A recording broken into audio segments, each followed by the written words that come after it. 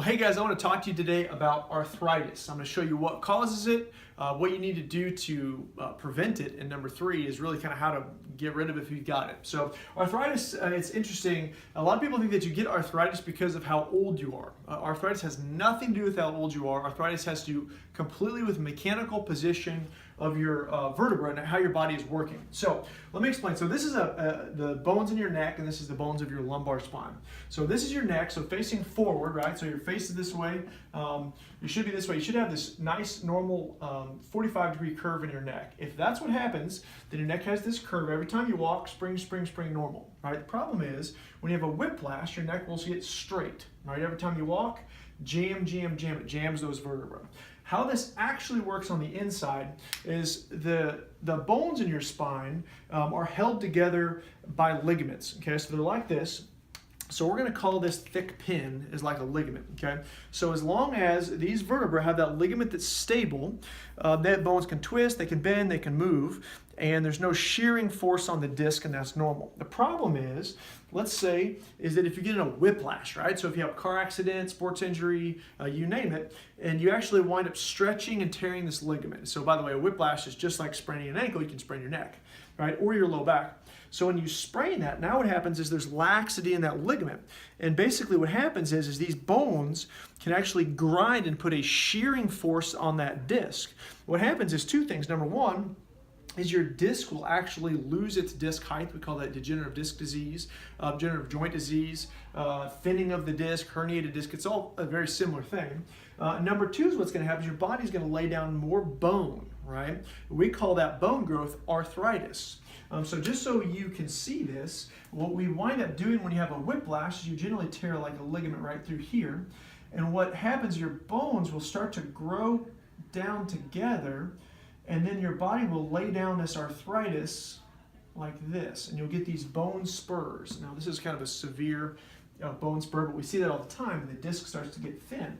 The problem here is that there's a nerve, right, it comes out there that goes down to the organ, specifically the nerve in the lower part of the neck, goes to arms, shoulders, hands, heart, and lungs. The nerves in the middle part of the neck go to the thyroid. The nerve in the top part of the neck, that's really around your brainstem, so that can be even depression, like foggy headedness, sinus issues in your neck. So we smash those nerves, and obviously that's no good. In your lumbar spine, we see the same thing, but when we shoot our x-rays, we will generally see these little hooks come out like this, right?